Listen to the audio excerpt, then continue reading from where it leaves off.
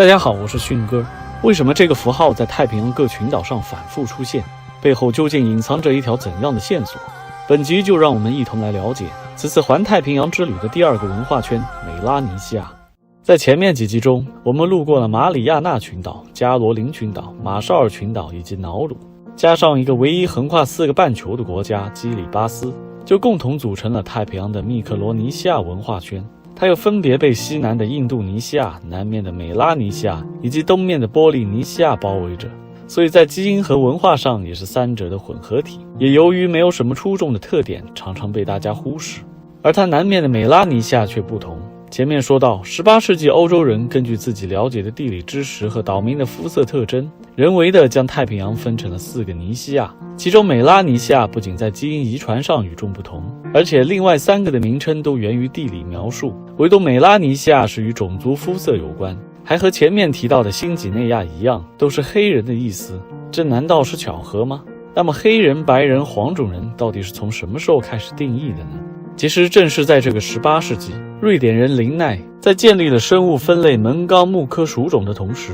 也将所谓的智人划分成了欧洲白人、亚洲黄种人、美洲红种人以及非洲黑人。接着又有德国人继续从不同头骨特征的角度划分出了白色高加索、黄色蒙古、红色美洲以及黑色埃塞俄比亚人种，目的是通过脑容量的对比来证明白人智力上的优越性。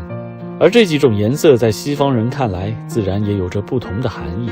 白色象征着高贵纯洁，相反黑色就意味着低贱邪恶，而红色只不过是因为误把印第安人涂脸的颜料当成了肤色。至于黄色，据说最初在林奈对植物的描述中代表了疾病，后来到了中国，恰好迎合了我们黄河、黄帝、黄袍等等这些重要的文化元素，所以当被形容为黄种人时，我们也并不排斥。然而自从白人首次遇到非洲黑人开始，之后一路上碰到的未开化土著几乎都是黑人，这在欧洲人看来似乎真的证明了白贵黑贱的正确性。于是无论走到哪里，都会按照肤色来做种族划分，其中皮肤较黑的新几内亚血统土著自然就被归入了太平洋文化圈的底层美拉尼西亚人，而隔壁肤色较浅的波利尼西亚人则被欧洲人抬高了身份，因此形成的鄙视链甚至影响到了今天波利尼西亚人对美拉尼西亚人的种族偏见。这就是美拉尼西亚名称背后的故事。如果我们从前面提到的新几内亚岛开始，沿着海沟一路连通巴布亚新几内亚的俾斯麦群岛、所罗门群岛、瓦努阿图，最后到斐济，正好就像一只长尾巴的天堂鸟，而这只鸟便是美拉尼西亚文化圈。不过将它整个串联起来的却不仅是肤色和语言，而是太平洋地区考古研究里最重要的一环——南岛人的拉皮塔文化。1908年，考古学家在俾斯麦群岛的一些小岛上发现了一种印有齿状纹饰的独特陶器，距今大约3300年。之后人们又相继在整个美拉尼西亚找到了200多处相似的遗址，而且多处也都出现在不起眼的小岛上。直到1952年，一次在法属新卡里多尼亚岛上的重要挖掘，才让考古学家将之前所有这类陶器的发现地共同命名为拉皮塔文化，在当地意为挖个洞。从考古学分析，在菲律宾、印尼等地发现的南岛人早期陶器都没有看到什么纹饰，但不知道为什么，当他们到达美拉尼西亚后，可能是突然对审美有了兴趣，于是诞生了拉皮塔文化。但一群有追求的手艺人又为什么总是待在那些不起眼的小岛上呢？前面提到，南岛人迅速穿越了新几内亚岛，没有留下太多痕迹，这可能就是因为害怕新几内亚土著以及当地的疟疾，所以只好定居在附近偏远的小岛上，最后在与世无争的环境中慢慢萌发出了艺术的灵感。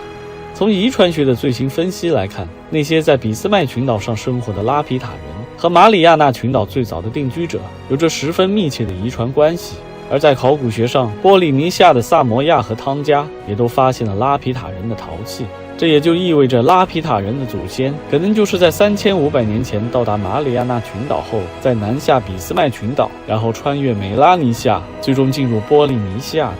而且这条路径还隐藏着一条神秘的线索。目前在前面提到的庞培岛、所罗门群岛、瓦努阿图、新卡里多尼亚等地区都发现了很多相似的岩画图案，虽然都无法确定这些符号的意思和来历，但很可能就是拉皮塔人留下的迁徙痕迹。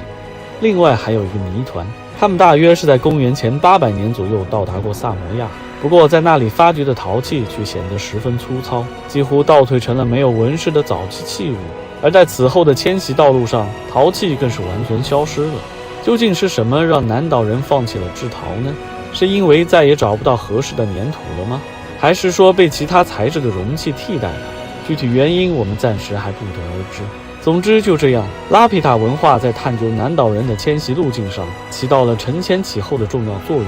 本季我们也正是在追寻着他们的足迹，重走这条海上长征路。感谢关注、转发和留言，我们下期再见。